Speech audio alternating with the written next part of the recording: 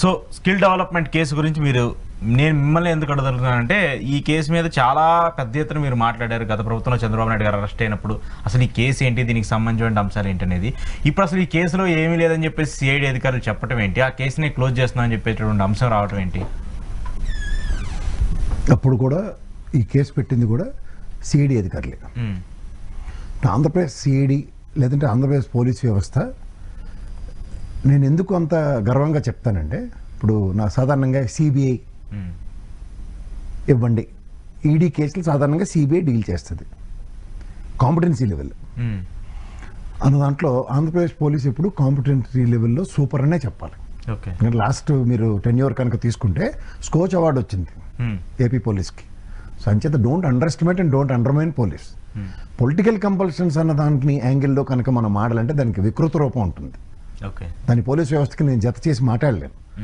ఇది ఒక media ట్రయల్లో media ఒక వ్యవస్థ ఒక తపేల ఛానల్లో బుర్రతక్కువ వార్తలు రాస్తే ఆడిట్ చేయలేడు. ఇప్పుడు ఈ కేసు పూర్వపరాలు అన్నవి నేను కాదు ఫస్ట్ దీన్ని ఐడెంటిఫై చేసింది, మీరు కాదు.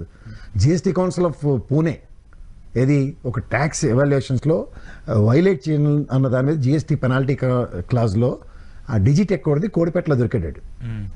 వాడు చెప్పిన అబద్ధం ఏంటి, సీమెన్స్కి ఈడే పెద్ద పోటుగాడని. సీమెన్స్ నేను తన్ని తగిలించాడు బయటికి. ఆ టైంలో ఆ టెన్యూర్లో జరిగింది అని మనం చాలాసార్లు వివరించాం. తదనంతర పరిణామాల్లో ఐటీ డిపార్ట్మెంట్ రైట్స్ జరిగాయి, ఈడీ దాన్ని ఆస్తులు జప్తు చేసింది. సిఐడి అధికారులు ఇప్పుడు ప్రజెంట్ వాళ్ళకున్న ప్రెషర్స్కో లేదంటే ఇప్పుడున్న కేసుల యొక్క డెన్సిటీ ఎక్కువయ్యో ఆ కేసు మీద వాళ్ళు ముందుకు వెళ్ళలేకపోవచ్చు అని చెప్పొచ్చు.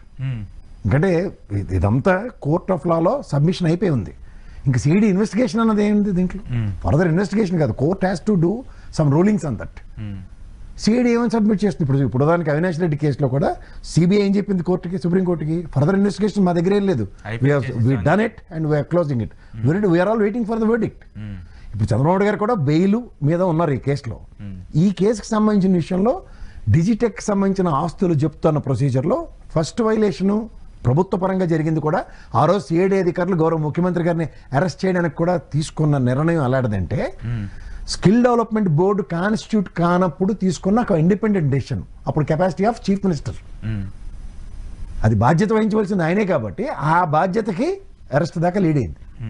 మరి ఆ లోద్రా మేధావి ఈ సబ్జెక్ట్ ఏది వాదించాడో అందరికీ తెలిసిన విషయమే. 17A వర్తించదని తప్ప ఈ కేసుకి ఈయనకి సంబంధం లేదు అన్న విషయం ఆయన వాదించలేదు. అదే జగన్మోహన్ రెడ్డితో కంపేర్ చేస్తే సిబిఐ ఈడీ కేసులకి నాకు సంబంధం లేదని డిశ్చార్జ్ పిటిషన్ వేసుకోగలిగాడు. అండ్ ఆ రోజున్న చంద్రచూడ్ గారు కూడా ఈ చంద్రబాబు నాయుడు గారికి బెయిల్ ప్రాసెస్లో ఆయన చెప్పిన మాటలు కూడా, I need to consider this particular case on mercy grounds or merit grounds. Mercy grounds అంటే ఆయనకి ఆ లోతురా కాబట్టి అన్నాలు పెట్టాడు, కానీ అలాంటి నేను కోర్టు వేసుకునే చంద్రబాబు గారికి 3 రోజుల్లో బెయిల్ ఇప్పించగలను.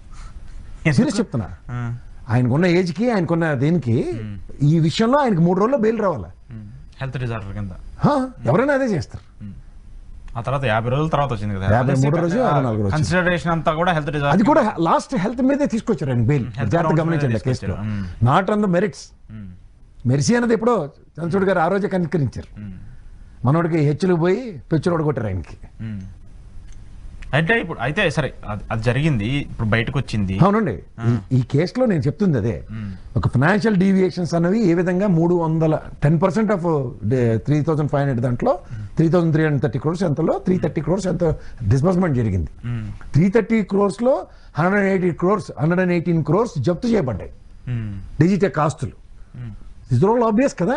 స్కిల్ డెవలప్మెంట్ వైలేషన్ జరిగింది డిజిటెక్ త్రూగా. అది ఓ రోజు ఎక్స్చెక్కర్కి రెస్పాన్సిబిలిటీ ఎవరంటే గౌరవ ముఖ్యమంత్రి గారు. అదే జరిగింది. జరిగినప్పుడు మీడియా ట్రయల్లో అవినాష్ రెడ్డి గురి రిసెక్ట్ చేసినట్టే ఉంటుంది. Now the ball is under respect to court has to give. CID ఇన్వెస్టిగేషన్లో జరిగిన పరిణామాల్లో as we have made this gentleman as a తప్పు చేయలేదని చెప్పేసి ఇప్పుడు చెప్పాలి. చెప్పాలి సిఐడి పరంగా మేము ఇప్పుడు కొత్త సిఐడి కాదు కదా, అదే పోలీస్ వ్యవస్థలో కొత్త వాళ్ళు డెప్యుటేషన్ మీద అధికారులు మారుతారు. మారినప్పుడు తీర్పులు మారవు కదా. కానీ ఇక్కడ మెయిన్ గా జగన్మోహన్ రెడ్డి ఉన్నప్పుడు ఆయన మీద 6 డజన్ కేసులు పెడుతూ వచ్చారు. లిక్కర్ కేసు కావచ్చు, skill development case, inner ring liquor case కూడా కొల్లు రవీంద్ర గారు ఈయన లక్షల రూపాయలు పూచీకత్తు మీద బెయిల్ మీద ఉన్నారు. ఈవెన్ అది కూడా నేను క్లియర్ గా చెప్తున్నాను. ఎక్స్చెక్కర్కి మనం ఏదైతే రెవెన్యూ లాస్ ఉందో దాని మీద కేసు బుక్ అయింది. అదేంటి, బార్ లైసెన్స్ ఫీజులు రద్దు చేయబడ్డాయి, లిక్కర్ లైసెన్స్ ఫీజులు రద్దు చేయబడ్డాయి. అది ఆయన అగ్రిగేట్ 3,500 కోట్లు. మరి దానికి సంబంధించి మనీ లాండరింగ్ ఇవన్నీ కూడా మనీ లాండరింగ్ అంతే వస్తాయి కదా ఇప్పుడు అలా కాదు కదా. ఇప్పుడు వైలేషన్స్ అన్నవి గవర్నమెంట్ పరంగా జగన్మోహన్ రెడ్డి పెట్టిన కేసులు దిస్ ఆల్ ఫ్యాక్ట్ ఎవిడెన్సెస్ లో ప్రూవ్ అయినా ఉన్నాయి కదా. ఇప్పుడు ఎక్స్చెక్కర్కి రెవెన్యూ రాలేదా వచ్చిందంటే ఒకసారి 5 సంవత్సరాల బడ్జెట్లు చూస్తే చెప్పవచ్చు. ఆ డేటా చూస్తే ఇన్కమ్ వచ్చిందా రాలేదని తెలిసిపోతుంది. మరి అది వైలేషన్ కి డెసిషన్ ఎలా మేకింగ్ చేశారన్నదే కదా. ఇప్పుడు మనకి ఈ కార్ రేసింగ్ ఉంది, కేబినెట్ నిర్ణయం కాదు, కేటీఆర్ ఇండిపెండెంట్ నిర్ణయం. కేటీఆర్ నిర్ణయం అవుతుంది.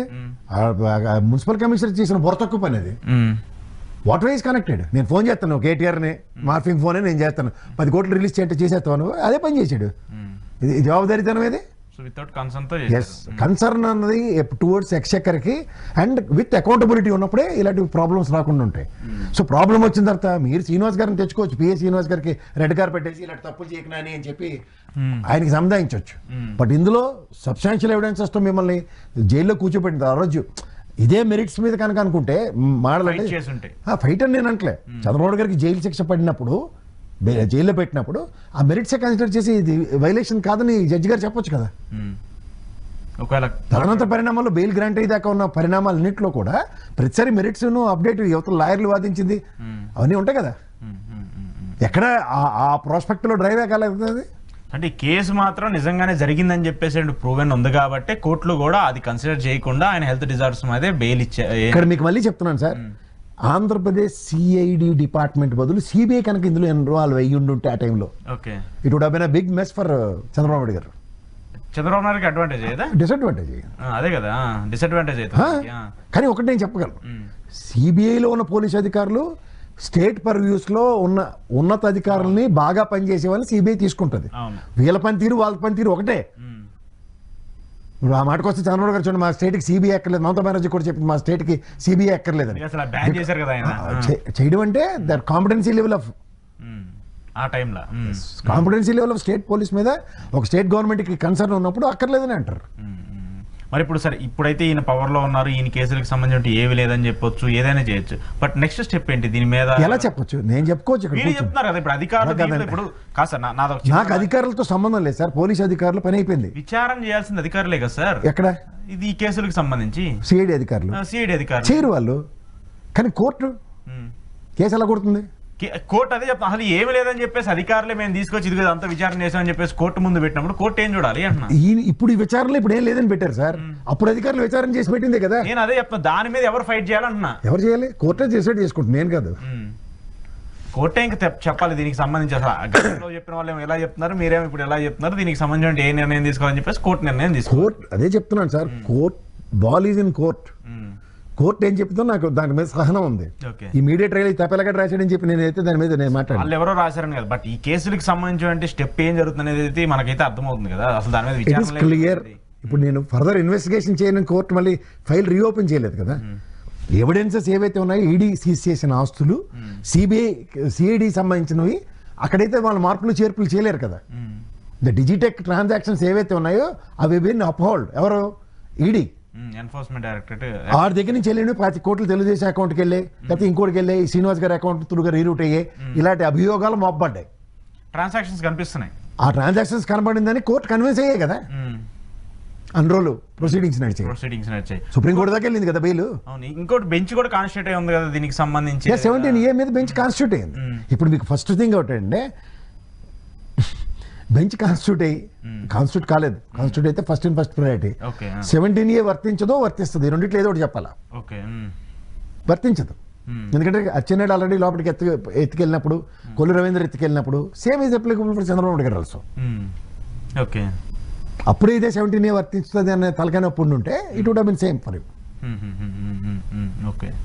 సో కాబట్టి ఇప్పుడు ఈవెన్ సిబిఐ కేసులో జగన్మోహన్ రెడ్డి అరెస్ట్ అయినప్పుడు కూడా 17A ఇస్ ఆబ్లిక్ కదా.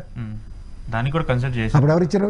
స్పీకర్ గారు ఏమైనా ఇచ్చారా, లేకపోతే రాష్ట్రపతి గారు ఏమైనా పర్మిషన్ ఇచ్చారా? లేదు కదా, లేకుండా ఇచ్చేసారు కదా. సేమ్. కానీ జగన్మోహన్ రెడ్డి లాగా క్వాష్ పిటిషన్ లేదంటే ఇంకోటి డిశ్చార్జ్ పిటిషన్ లో వేసే పరిస్థితికి ఈ కేసులకు సంబంధించి చంద్రబాబు నాయుడు గారు చేయలేదు. చేయకుండా ఆయన స్టిల్ ఇంకా బెయిల్ మీదే ఉన్నారు.